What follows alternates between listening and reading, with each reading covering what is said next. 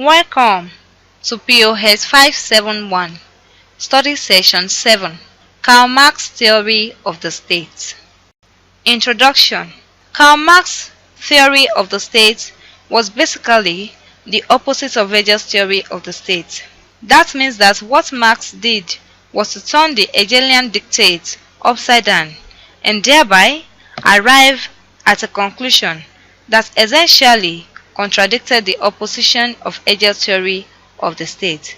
And this is going to be the basis of our discussion in this study session. Learning outcomes. After you have studied this session, you should be able to 1. Identify different sources of state sovereignty. 2. Discuss similar points raised by Marx, Hegel, and Rousseau. Karl Marx's theory of the state. On the theory of the state, the writing of Karl Marx was the direct opposite of the Hegelian dictates. For example, Hegel located the engine for historical development at the level of ideas, while Marx believed that the engine is to be found in the material concrete world. Secondly, to Hegel, the state is an objective realization of freedom, whereas Marx stated that the bourgeoisie state is the representation of possible manifestation of oppression and alienation. Also, Marx believed that man could overcome its estrangement from its bourgeoisie society only when he is able to eliminate such society. The similarities in the methods of Marx and Hegel are derived from the fact that Marx started off as a writer that was influenced by the writings of Hegel. Like Hegel, for instance, Marx's concept of inclination leads him to argue that the state is founded upon the contradiction between public life and private life, and also between general and particular interest. Marx accepts this basic contradiction, which the state reproduced, yet, unlike Hegel, who sees the state as a means for resolving these contradictions of civil society, that is, contradiction between generality and particularity, Marx sees the state as the reflection of this contradiction. Let us now trace how Marx started off as a disciple of Hegel and gradually moved away from Hegelian viewpoint to stand on his own.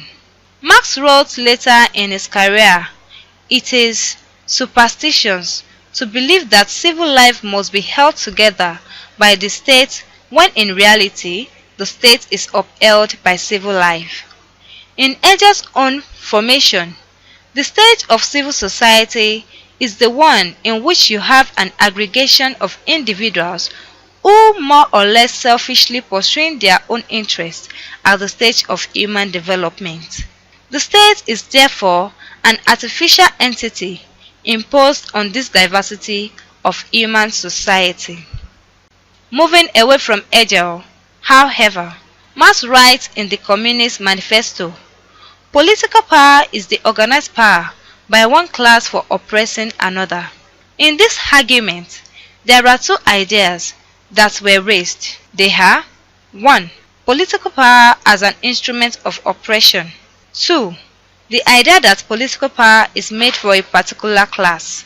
These lines of argument were pushed further by Friedrich Hegel, as he insisted that the state is no less than a machine for the oppression of one class by another, no less in the democratic republic than in a monarchy.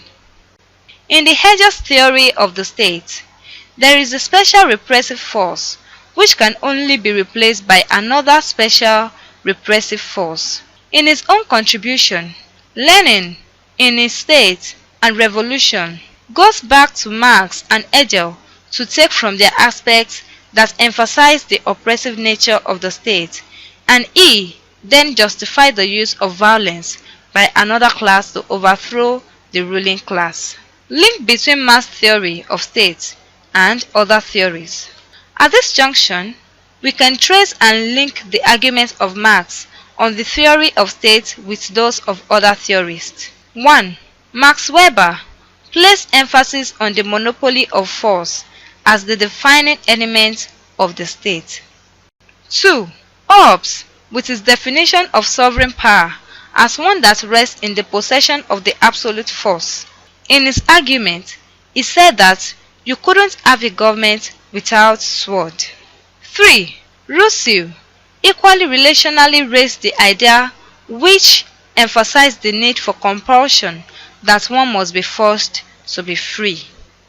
Marx's argument went further, that the state acts to safeguard the interests of the exploiting class, although the state does not necessarily have to be in the hand of that exploiting class. He goes on to make a point that even when the state is not a direct instrument of the class oppression, the state still remains a condition which is necessary for class rule and exploitation.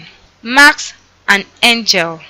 Another writer, Engels, also tried to show how the state progressively developed through history in his work to determine the origin of the family, private property, and the state.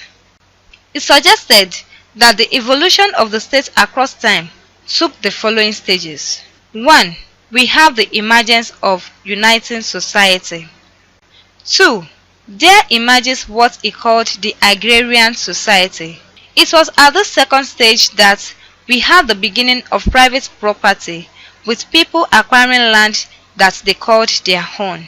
This created antagonism within the society, and this could be settled only through the formation of the state. This process, however, triggered off the secular process in which the state originally was created to resolve antagonism. Marx and Rousseau. We also get the line of argument from Rousseau, who said that the first to enclose a piece of land and called it his own is the real founder of political society. This close correlation between the emergence of the state and private property has subsequently been recognized, and it is fundamental also to Bourdieu's theory, beginning from John Locke, whose central argument was that there is no consent to the state government, essentially to the purpose of getting protection for its properties. Following from Engels' basic model of social antagonism, we arrive at the Marxist theory of the withering away of the state. The argument is that if the state were essentially an instrument of the class rule, then the disappearance of class and its exploitation would gradually lead to the disappearance of the state itself. The argument went on to suggest that the revolutionary struggle envisaged by Marx, the proletariat, will first destroy the bourgeoisie state and then establish its own proletariat state, which will first be used to clean up the remnants of the bourgeoisie, and then the proletariat state and its bourgeoisie will gradually wither away. Marx and Hegel. To Marx, Hegel was right in his analysis of his sphere of abstract rights and of the particularity of the individual's rights, where Hegel is wrong in the reckoning of Marx in assuming that the state is the realm of universality where man will ultimately attain all his true essence. For Marx, the state and politics in the bourgeoisie society are inherently an abstraction. They only reflect an unfinished struggle and seek to impose a universality that is not really present in man's immediate life. To him, this universality of the state will be arrived at only in a new society where man's social being will no longer be divided by the things in the world. It is only in such a condition that there will no longer be the need for the state as a realm of artificial universality and of false concepts. Summary. In this study session, we discussed the submission of Karl Marx on the theory of state. He viewed the state as the realm of absolute alienation, whereas for Hegel, the state is a realm of absolute reason.